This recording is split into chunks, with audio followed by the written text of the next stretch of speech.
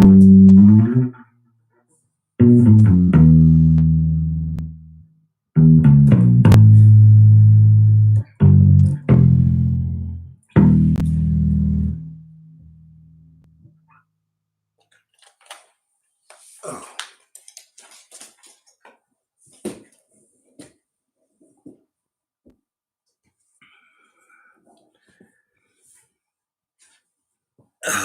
everybody.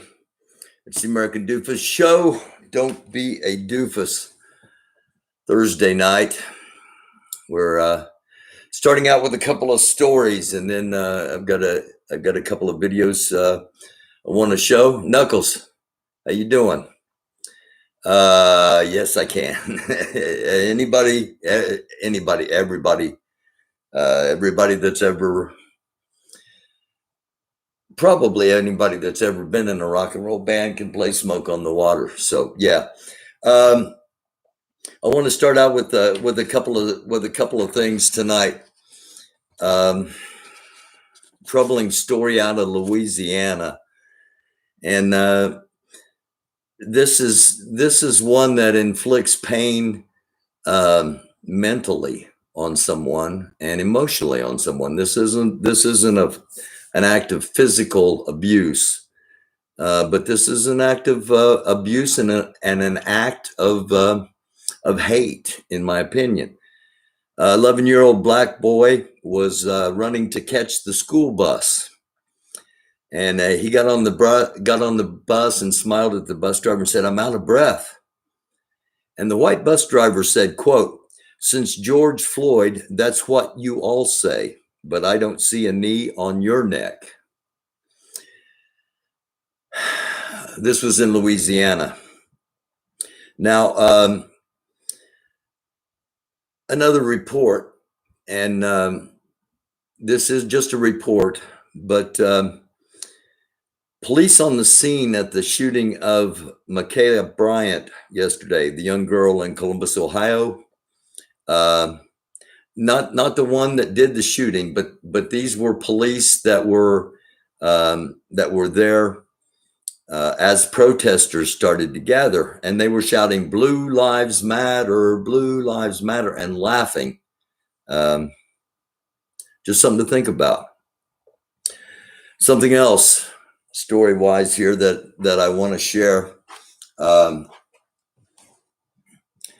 This I'm not going to say who wrote this, but a spouse of law enforcement wrote this. "I pray none of my kids go into law enforcement and that my husband retires the first day he's eligible. Prayers for all of you in law enforcement, because the few bad ones out there have made your job impossible. And yes, there are some bad cops, but there are bad people in every profession." Okay, that's called justifying. That's saying, well, yeah, sure, they're bad cops, but there are bad school teachers too.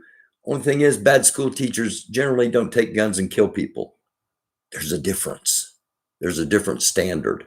Okay.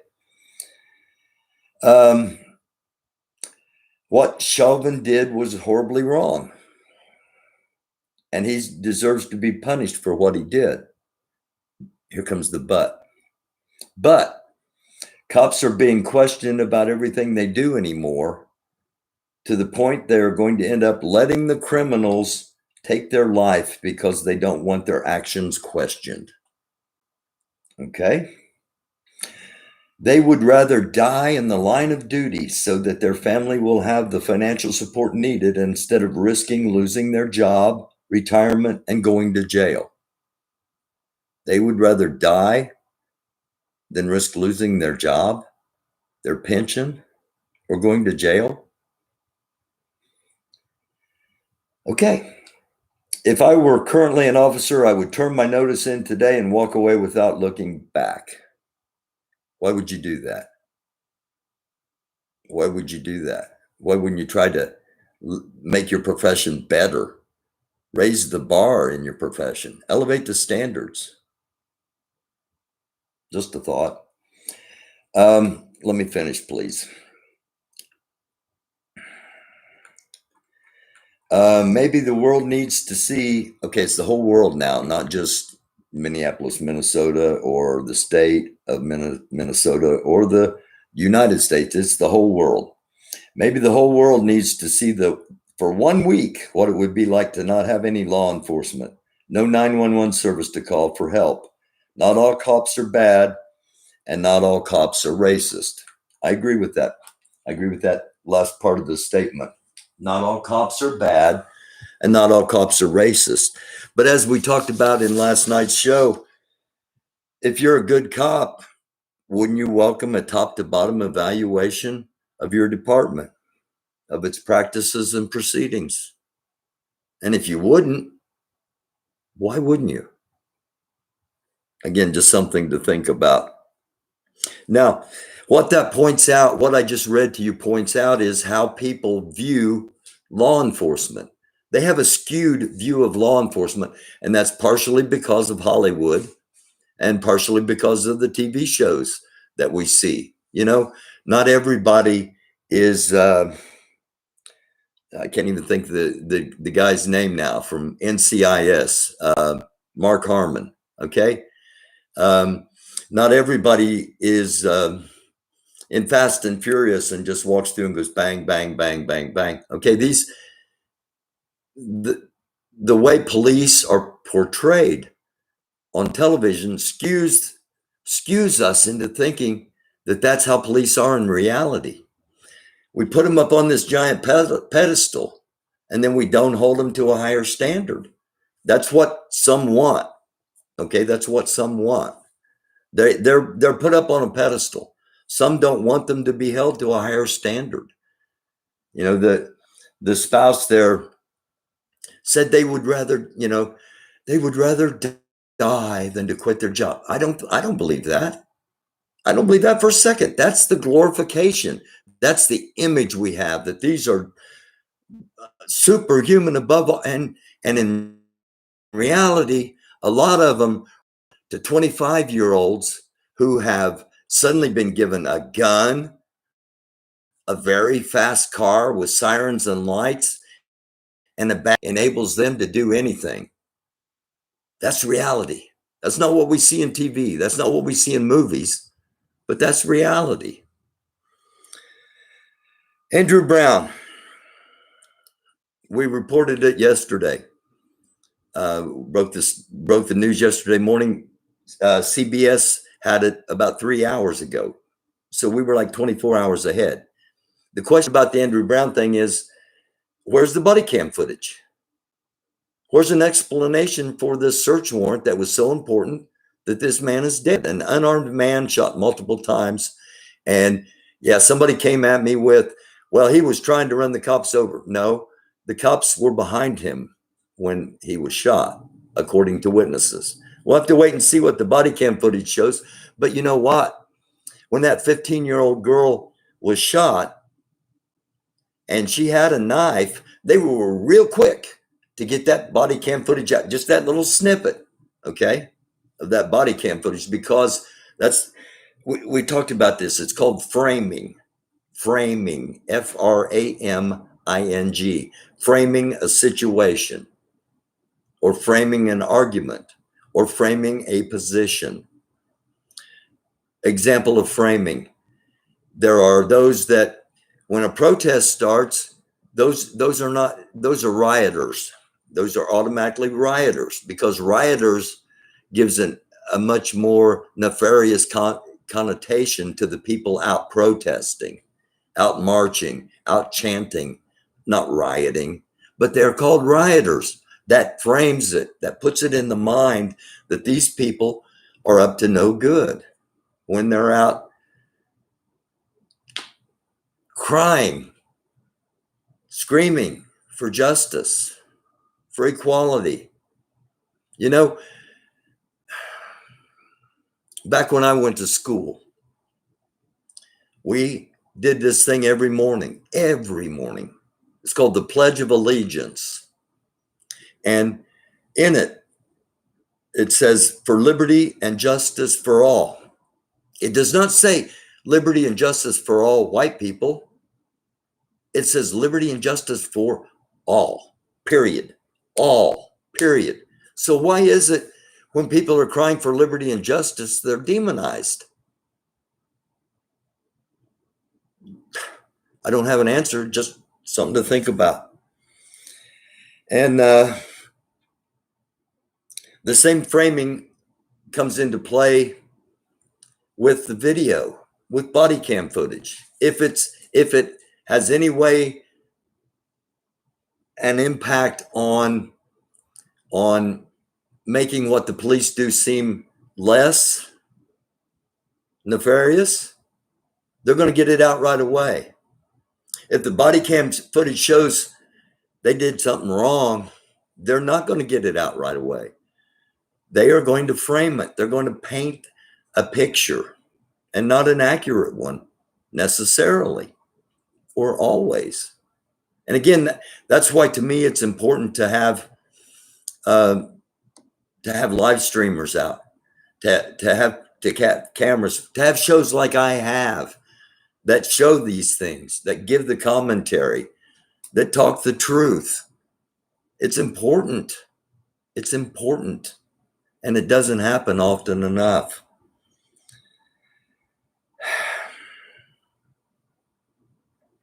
Air fresheners. Air fresheners. And it gives police the right to pull you over. It's crazy. It's crazy. But it's true. It automatically gives the impression to police that you're a pot smoker, not that you like your car to smell nice, just that you're hiding something automatically. I don't know. What was the reason for that search warrant? What was the reason? How long does it take for you to look at it and go, oh, here's the reason? How long? It's been over 24 hours. We still do not know what the search warrant was even for. And where's the body cam footage? All this does is give the appearance of guilt. And if you want to be truly, if you want to be truly transparent, this isn't the way to do it. Police in North Carolina, in Elizabeth City, this isn't the way to do it. Okay. I want to play a couple of videos here, and I've got 2 or 3, and then we'll see what's going on. What's going on, if anything, as far as actions, as far as protests. This first video is more than a little troubling. Our friend Chris sent this to me. Chris is our expert on a lot of different things. Militia. Here, sorry, I'm trying to do 2 things at once. And this is troubling to me. And Chris sent this to me. The title of this is Incredibly Racist Chinese Museum Exhibit Displays Photos of Africans Alongside Animals.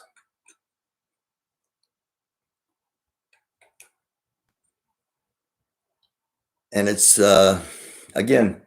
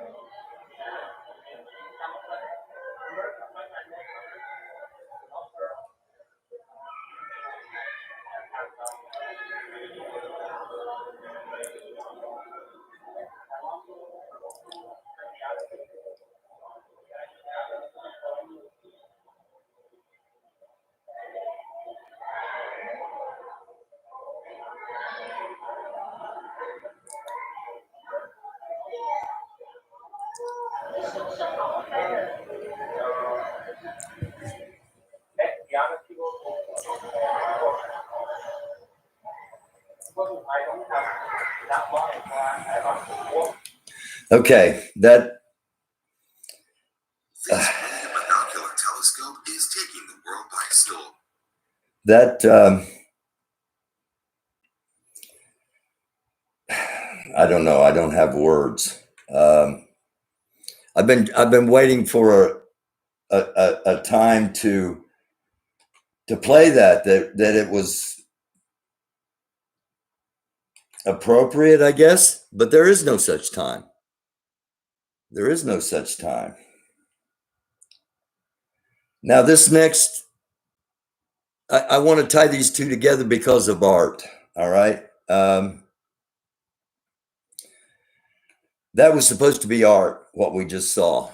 And this is art. This is one of the most unbelievable things that that I've ever seen done. Sorry, I've got to unplug the bass because the cord's stretching over and then making Oakley freak out a little bit.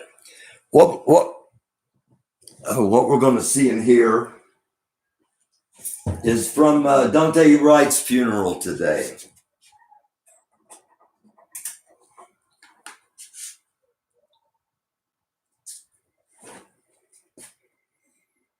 And I found this while it's getting there. I watched the funeral. The music, the art, as we're about to see, the spirit, and the grief were the four things that resonated with me. Let's watch and listen. This is amazing.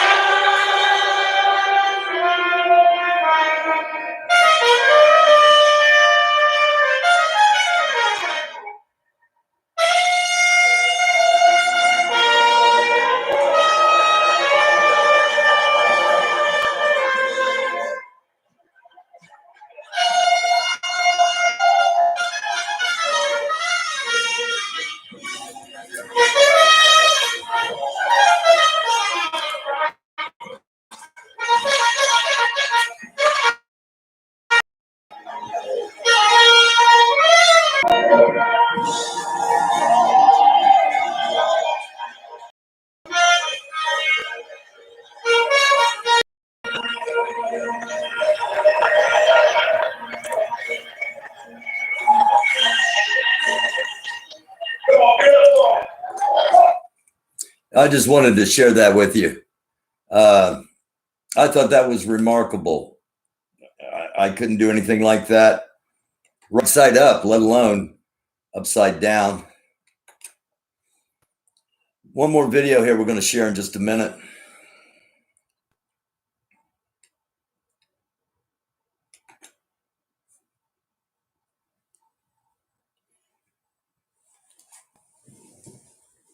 Oh, I want to talk to or address the chat. It seems as though everywhere Africans or Afro-descended people are, no matter the... Okay. I'm going to get into the chat comments here for just a second before I start the next video. I thought that was a remarkable work of art. Not only doing it upside down, but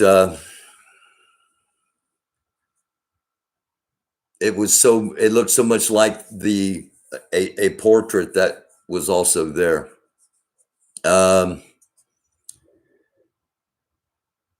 Okay, communities will have to solve their own issues per local districts.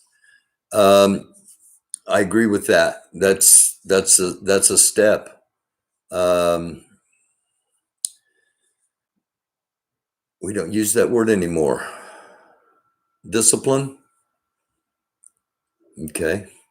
Hell yeah, that's real talent. Oh yeah.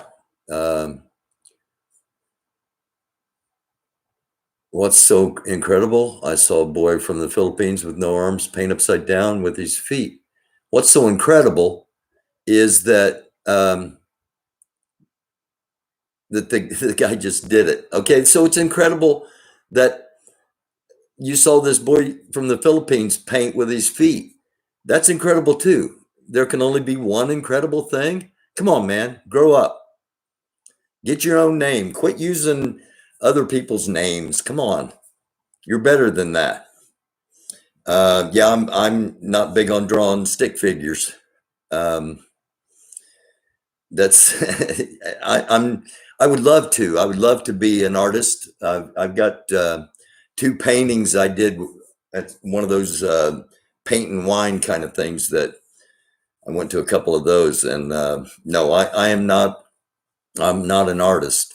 That artist will get a lot of business. You're probably right, Warrior Captain, and should. I found it remarkable. I mean, that was like 5-6 minutes while we heard some really good trumpet playing, in my opinion.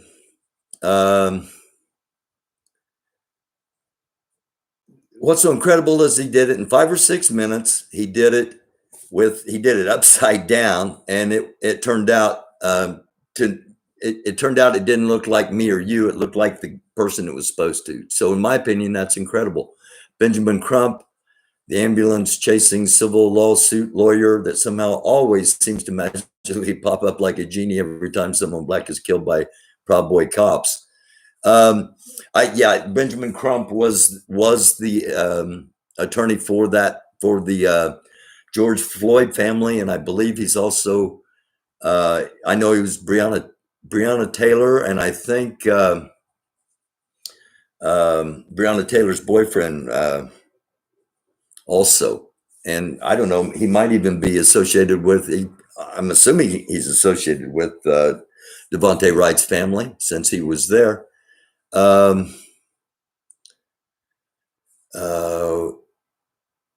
It's incredible that I'm so dense. It is. You ask a man to risk his life to keep your neighborhood safe, then you treat them like shit and berate them, expect them to be perfect. You will find yourselves on your own. No, Tree of Liberty. We're not berating all at all. No. I'm assuming there are some good ones. And again, every time a black person is killed, you don't see all this activity. You see it when it's questionable, when it's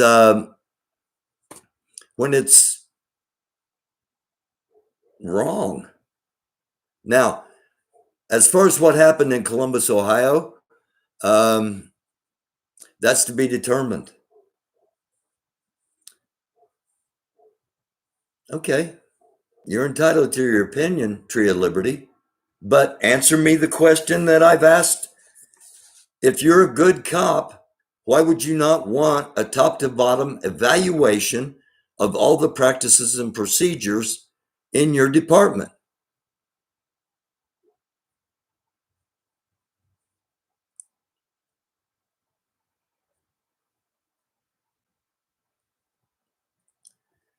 You don't see 90% of white cop victims. Yeah, that's true. And a lot of people have asked me about that. Why don't, cops mess over white people? I know they do. They messed me over in 1989 just because they could. I didn't give them any reason.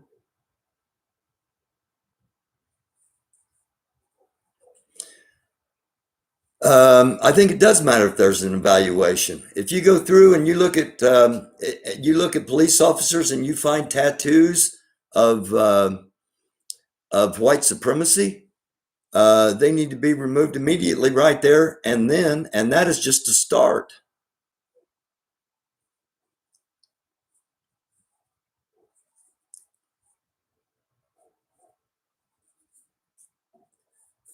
Haters up in here? No, there's not haters up in here. There are people that are frustrated. There are people that are questioning. Kelvin Black, you know what? You never see anybody say F the fire department. So there's got to be a problem. What about other gang tattoos? Absolutely. If it's a white supremacist, if it's Bloods and Crips, well, or whatever, I don't know how you can. I don't know how you can serve two masters and pretend to honor the oath you take as a police officer. If you haven't made a change yet, still have the tattoos, I would say that you're going to have to do it officer by officer. Oh, okay, all right, Salty Granny. And again, we're just we're discussing, and we're discussing respectfully, and that's what needs to be done. We need to have hard conversations. We need to challenge and be challenged. Why only white gang tats? Because there's a major problem with white supremacy. What if they are NFAC tats? That's a good question. That depends on how you identify the NFAC. If you consider the NFAC a black racist group, what if they're Black Panther tattoos? Would they be kicked off the force? I don't know. I'm just focused at the moment on what is possibly going to lead us into war and hate and a future that very few of us want. The Nazis were considered law enforcement in Germany. Should they have been honored and respected? Great question. That's also called framing. What T-Rex just did there was frame a position into a very good frame.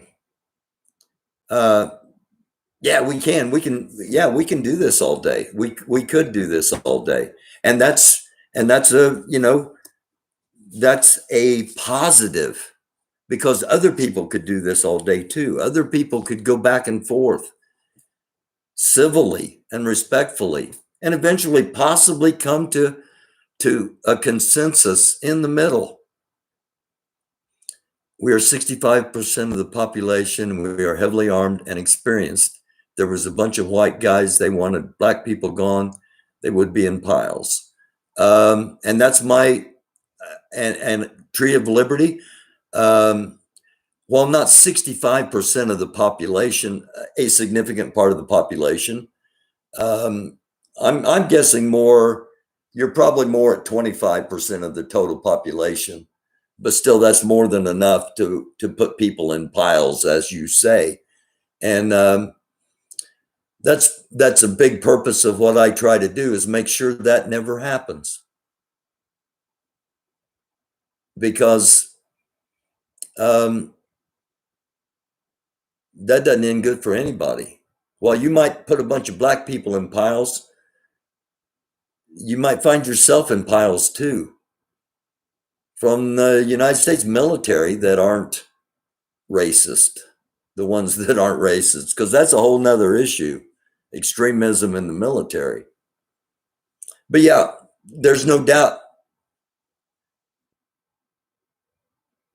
that that could happen. And I pray it never does. And I'm working to try to make sure it never does by trying to open up some understanding.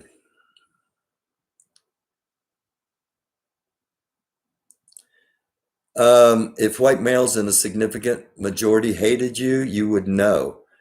You have no idea the hate I get, Tree of Liberty. You have no idea the amount. Probably 60% of the email I get is negative in some way or shape.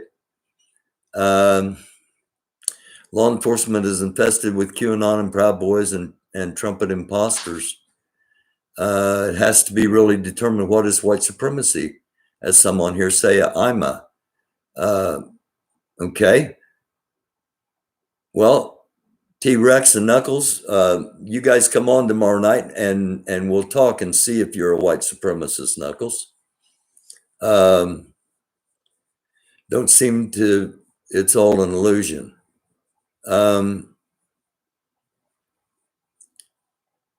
It's, I don't know, it's not it's reality to me. I went and picked up a hamburger earlier this evening, and on the way back, a pickup truck passed me that had 2 Confederate flags flying out of staffs on the back of the bed in the corner post holders. So it's very real. It's the religious and political leaders who informed us, thus formed in our minds their view of reality. I would not 100% dispute that at all. I think that there's credence in that. Absolutely, Sage. So Angry Knuckles and T-Rex, you going to come on tomorrow night, or just Knuckles now? NFAC tattoos are okay. Did they shoot black people? I'm not sure who you're referencing in they.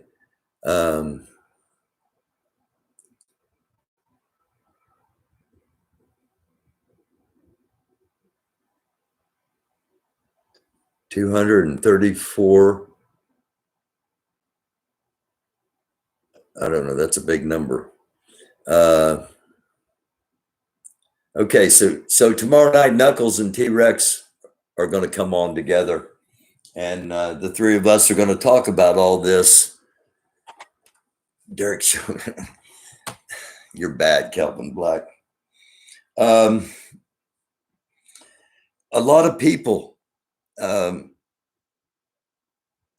fear, a lot of white people fear black people just automatically. They're automatically viewed as a threat. And I'm not saying that some aren't. Okay, it's the same with white people. You know, there are some white people that are just spiritually dark, and you should fear them.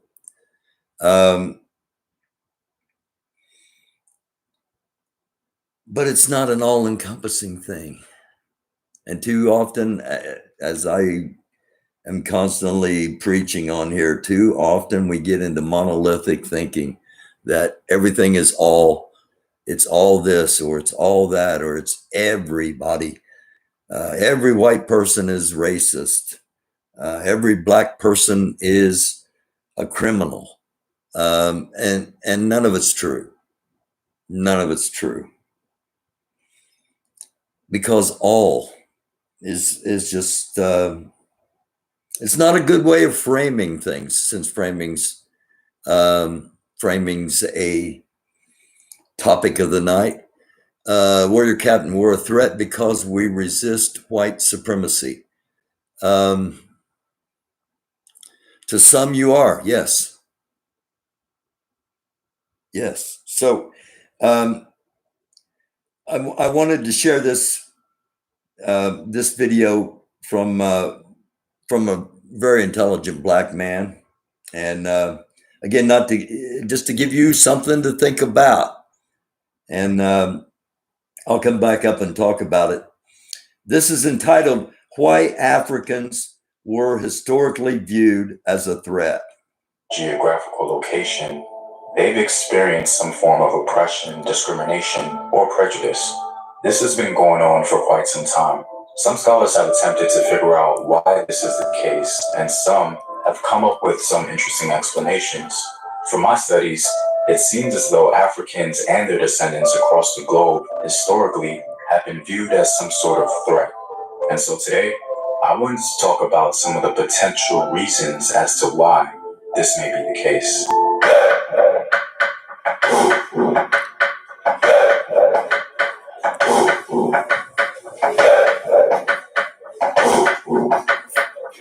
What up, African world? It's Home Team here, and welcome back to another video of African history, culture, and worldview. By supporting this channel on Patreon, you're helping in the creation of these videos and supporting this content.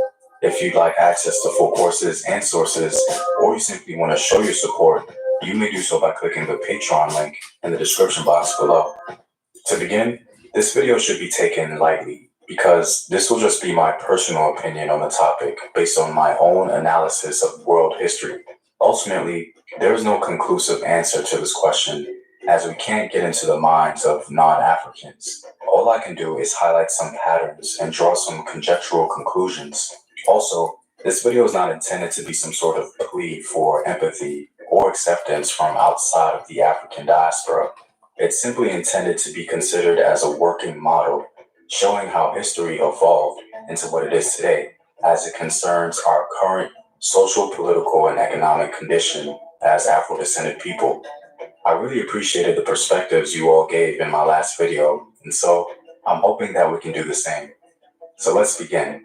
Despite questions concerning the reliability of Greek scholars and historians like Diodorus Siculus and Herodotus, their work highlights a very important narrative that did exist in ancient times. Whether their words about Africa were true or not, they exposed what the common discourse was in ancient times amongst elites, an ancient commentary that influenced later periods. Some of the ancient narratives suggest the belief, or at least the consideration, that Africans were the first people, and also that they were among the first civilized. Now, the Ethiopians, as historians relate, were the first of all men, and the proofs of this statement, they say, are manifest. For that they did not come into their land as immigrants from abroad, but were natives of it, and so justly bear the name of autochthons, is, they maintain, conceded by practically all men. Furthermore, that those who dwell beneath the noonday sun were, in all likelihood, the first to be generated by the earth, is clear to all, since inasmuch as it was the warmth of the sun which, at the generation of the universe, dried up the earth when it was still wet and impregnated it with life, it is reasonable to suppose that the region which was nearest the sun was the first to bring forth living creatures.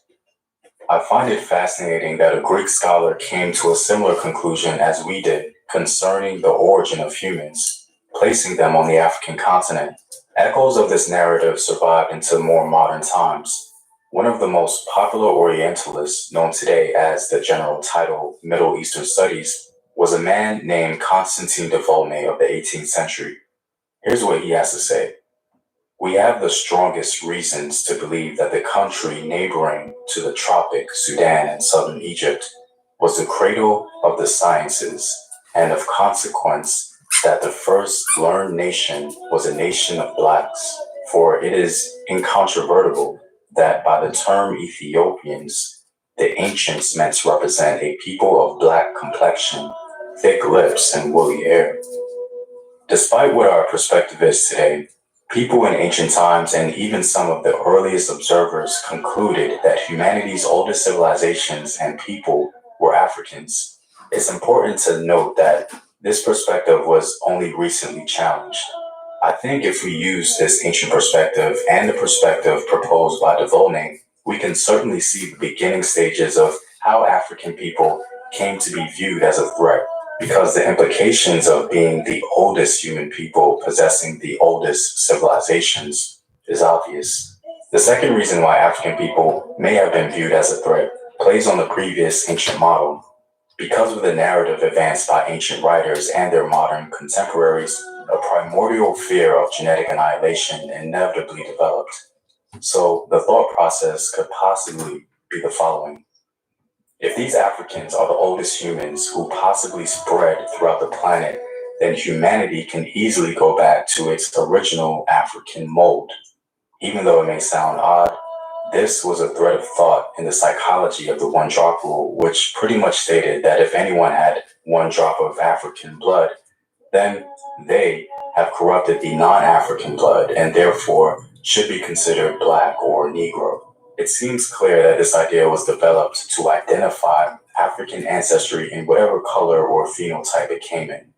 This identification would then lead to oppressing that individual, keeping them in the same denigrated state as other black people so that they would not have to compete economically, socially, politically, and especially genetically.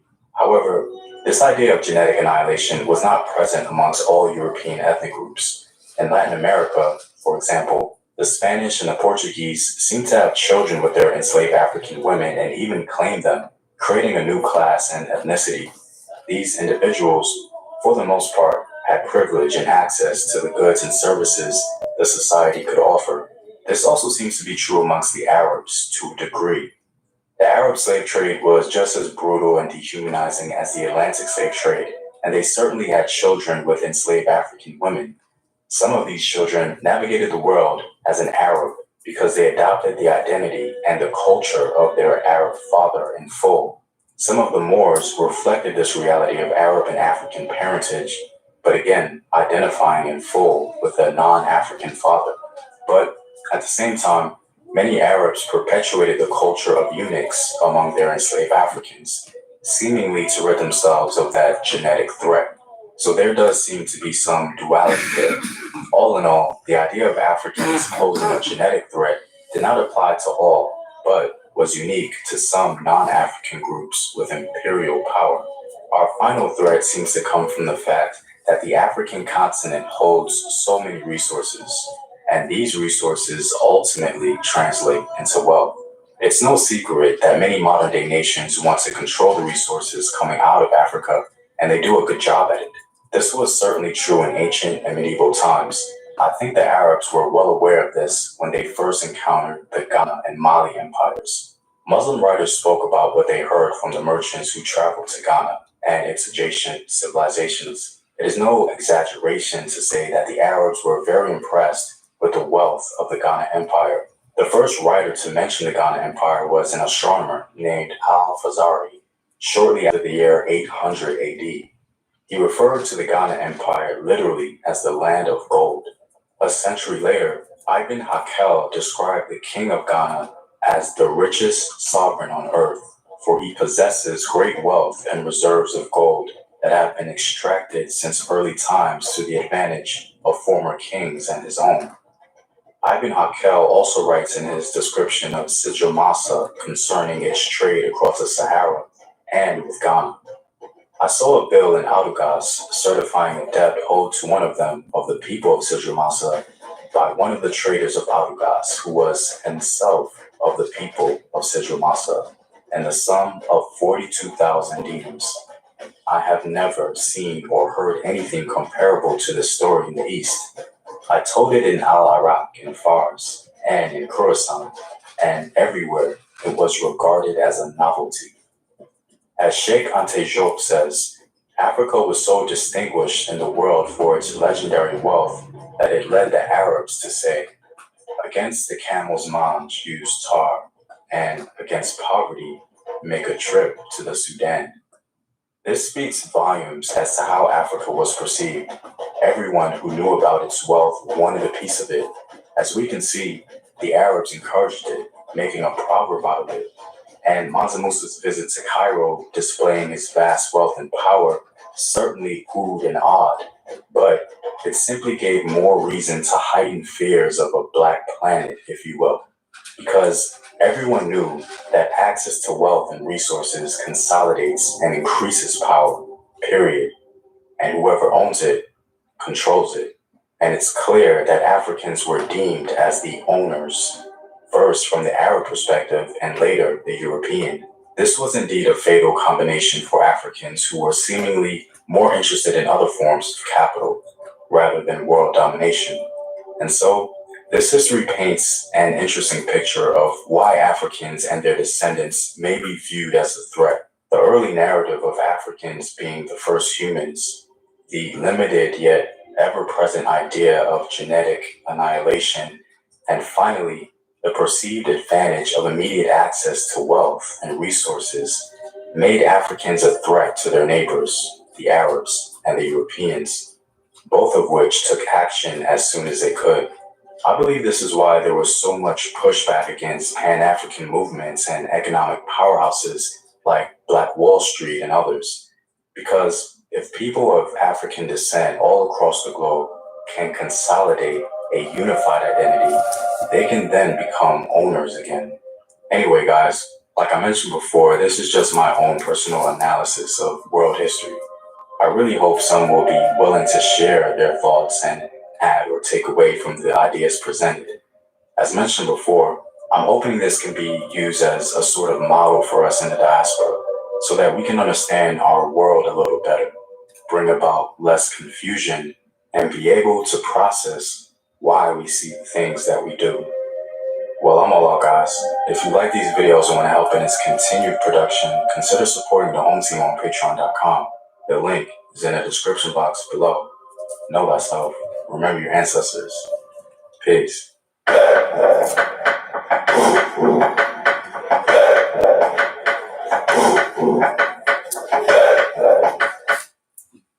All right. Little education there, or at least a little knowledge potentially. Let's put it that way. Something, again, I'd been wanting to share for a while, and thought this was an appropriate time to do it. Just because it might open some minds, at least to question, at least to think. And that is from the site, the Home Team, if you want to support them. I want to thank you all for coming on here tonight, hanging out with me. I'm going to be on for about 5 more minutes here. If anybody has any questions or comments about anything directed at me, now's the time. As of right now, there's very little going on. Possibly there's a small group at Brooklyn Center in Minnesota, but nothing that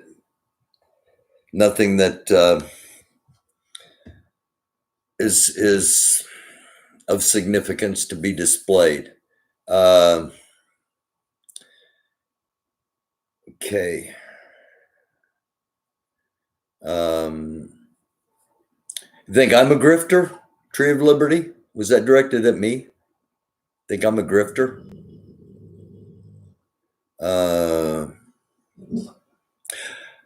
Okay.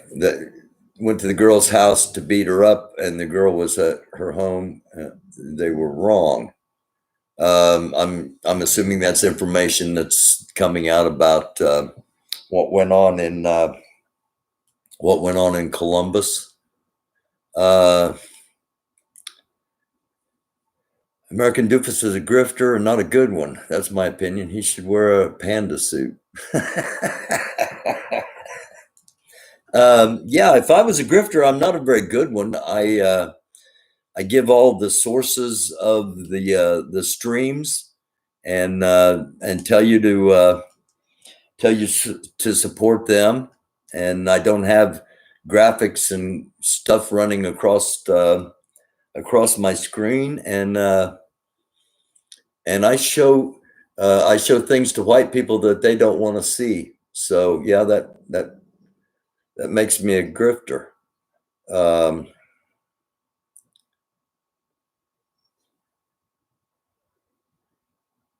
Okay.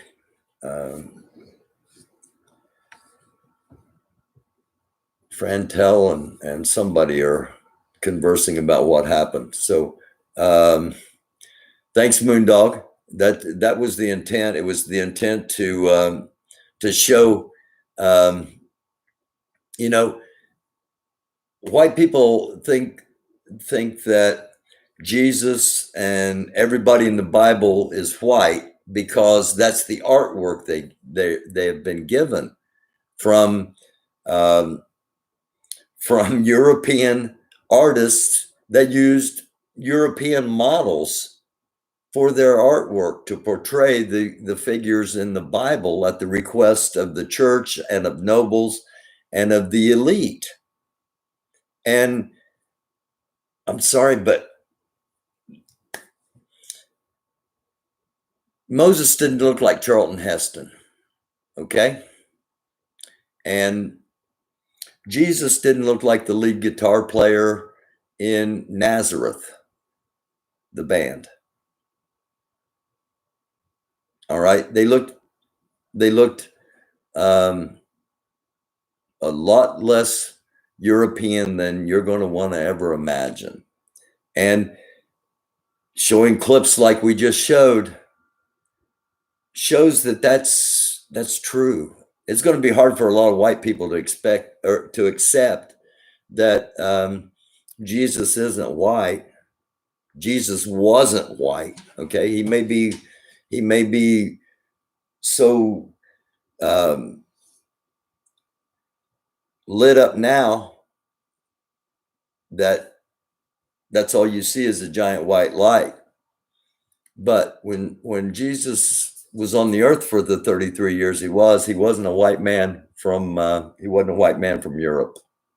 Okay, that's just cut and dry. Let's just accept that much as fact. And if we accept that and can accept that and can get that processed, then it's a lot easier to denounce racism, especially when it comes out of a so-called church. Don't forget, Chris and I talked extensively about RAHOWA, a religious holy war based upon white supremacy, based upon the fact that white people feel like they need to eliminate black people. And we just looked at a clip that showed why white people feel threatened. Not only white people, but Arabs felt threatened. And the reason that we have this perception of the Bible as white people, as I said, is because the artwork came out of Europe and because other cultures were destroyed. We don't have their artwork. We don't have their depictions of what Jesus really looked like, what Moses really looked like, because those civilizations, those cultures were destroyed, and a lot of times by Europeans. So yeah, if I'm telling the truth, okay, if you call that grifting, that's fine. I'm telling the truth. And that's the hardest thing to do at times. And it's if I was a grifter, I would be on here scaring the shit out of white people because of how really good black people are. Okay, if I wanted to make money, I'd be talking bad about black people to white people because that's where the money's at. Look around the web. That's where the money's at. It's not grifting here. Okay, this is educational. This is me speaking truth. This is me standing up, saying, as a white man with no evidence of a drop of black blood in my lineage. There's no evidence of that. And yet I have to stand up here and say the truth because that's what I'm convicted to do. That's what the Spirit convicts me to do, is to point out, oftentimes in redundance, to point out the truth. That's what I try to do. You can't scare us like that. No one is scared of black people. Tree of Liberty, you're wrong. There are a whole bunch of white people scared shitless of black people. Whole bunch. The Bible is a book written by men for their own agenda. You're allowed to have that opinion, Wayne Jennings. That's not my opinion. If there are good whites, they should join Barry's channel. Thank you, Warrior Captain. I appreciate that. It's the only way to repent, tell the truth. Again, this is going to be redundant for those of you that have watched the show, but one of the first things I did in one of the first episodes was say, my family that I'm aware of had absolutely nothing to do with slavery, but I am sorry for what happened to the black people and to the black culture that got destroyed. And I hope they can reclaim it and unearth it, because we got science now that can find things that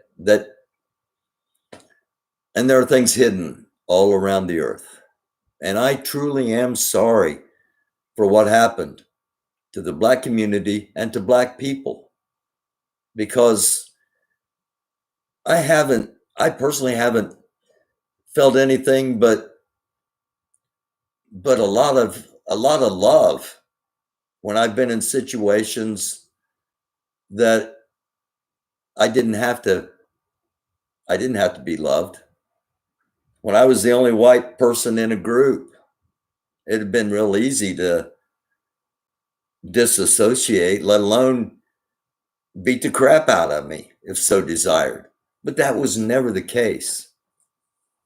You know, I've seen some dark spirits in some black people, but the majority, I see the brightest lights, and that's just for real. I've seen a lot more dark spirits in white people than I have black people, a lot. But it's not all. It's not all white people. And at some point, others are going to have to stand up. Whether they join this channel or not is irrelevant. They're going to have to stand up. And somebody somewhere in the media is going to take notice of what we're doing here with EAR, with ending all racism. Think about it. A white guy from Indiana that ran for Congress against Mike Pence, a former minister, is ending racism. How crazy is that? Some media is going to get that story. Some mainstream media is going to get that story and do a little report and show clips of 2 or 3 episodes of the show. And then white people are going to have a choice, because there's knowledge that somebody has stepped outside the box and across the barrier. And it's time the majority of us do that and don't kowtow to the hate.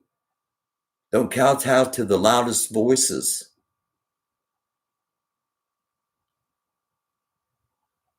And the first thing you need to do is say, man, damn, that was wrong. This is so wrong. I could have had so many great friends. I could have learned so much. And that's what I'm doing now. That's what I'm doing. I'm learning every single day. I'm learning. When I find these things, I don't share everything I find on this show. I share things that I feel like other people might want to hear too, and might learn from too. That's what I do. That's what I do. And I'm not trying to build a mansion. Sorry, I probably shouldn't have said that, but I understand why I would be thought of as a grifter.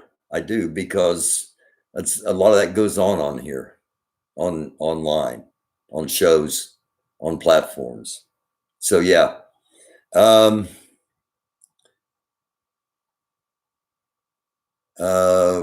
I'm going to hop back in the comments for just a couple more minutes. I was planning on stopping about 10 minutes ago. I'm just going to say this to those that truly support Barry. We have to stop and think what we say, because YouTube will suspend his channel for what we say in chat. Trust me, I've seen it happen. Just thinking, Barry, that's all. I'm not responsible for other humans' actions or choices. No, we're not, Sage. But we can try to dissuade negative actions, and we can try to persuade positive actions. But no, in the end, we're not responsible for other humans' actions or choices. The road to hell is paved with good intentions. I have heard that before too. The only thing y'all need to do is listen to Big Judah and Wrap the News here on YT to learn more about us.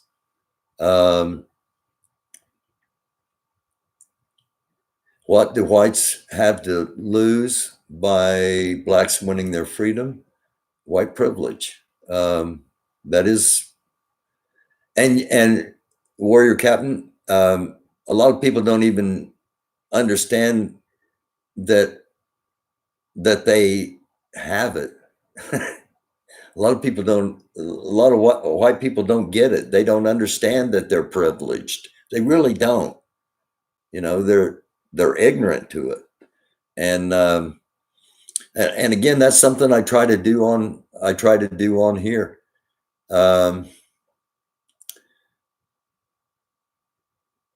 Okay. Why am I in the dark? Normally I do the show back in the back room in front of the End All Racism EAR banner. But tonight I wanted to show some stuff on the big screen, and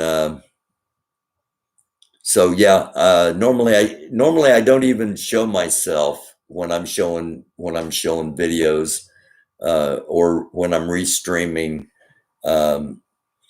protests or actions. But yeah, I don't know. I just felt like getting on here for a few minutes and talking. Black people are more free here than anywhere else in the world, and they are equal to us.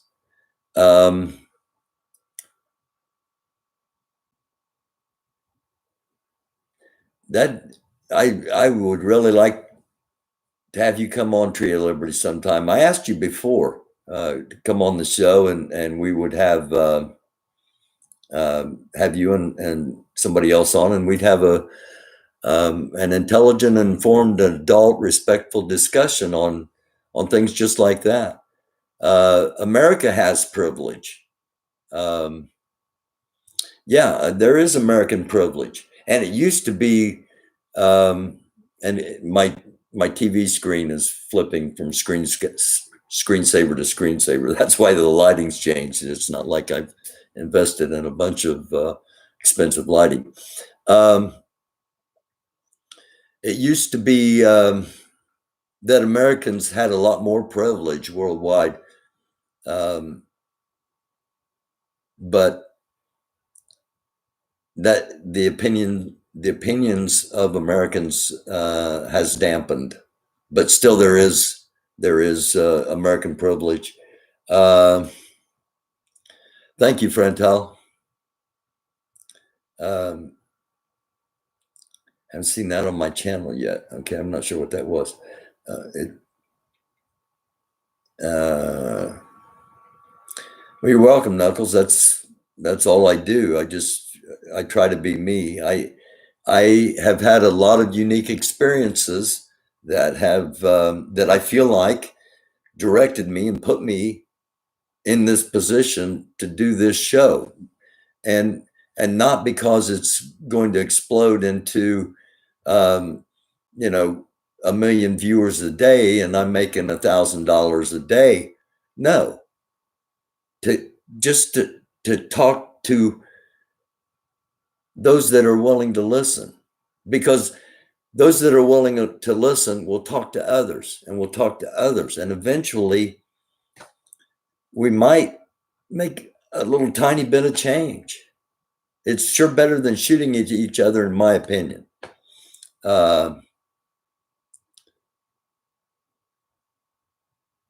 Tammy Davis, hello. Oh my gosh. Glad to catch you. Yes, we will talk soon. Much love. Mwah. Peace. That's for Tammy Davis. Carpe diem. Another.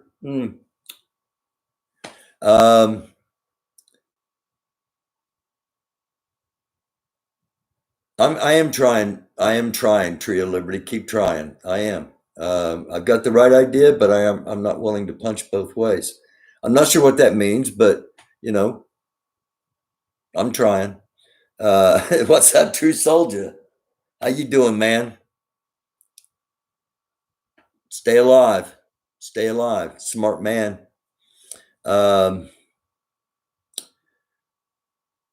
Okay. Some of the most real conversations I've had with Black people is here on your channel, and they were very, very powerful.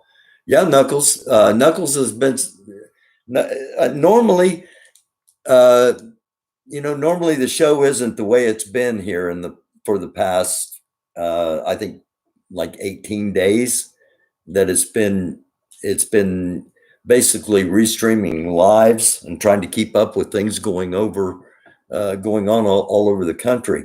And we normally don't do all of that.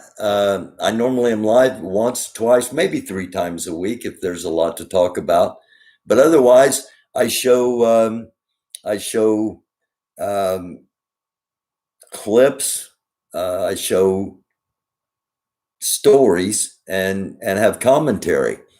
And we also have we've had panels on here in the past, up to 6 people. Some great stuff has come out of there, and we've had some strictly educational shows. Comedic King coming on and talking about economics and the economics in the Black community, and we've had some, and then Knuckles has been part of a few panels and some great conversations.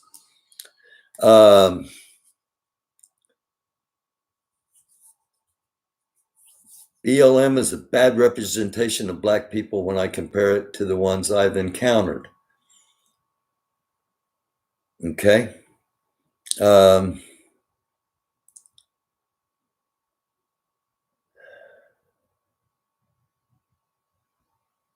Listen to Adam Calhoun, RE Racism. Okay. I'll remember that. I don't have my pen, but I'll remember that. Barry, answer my question. If all blacks were to disappear, would it make a difference to whites? Yeah. Will whites survive and live privileged lives? You gotta, some whites would. Yeah, some whites would. Who will whites victimize if blacks do not exist? Some will find, they'll victimize other whites if necessary. Some would. Just being real. All this, wait a minute, I need to pop back up here for just a second. All this groveling and apologizing is not becoming. I have been groveling, and I don't think I'm apologizing. I was just answering True Soldier's questions, or Warrior Queen, or Warrior Captain. Jeez, sorry.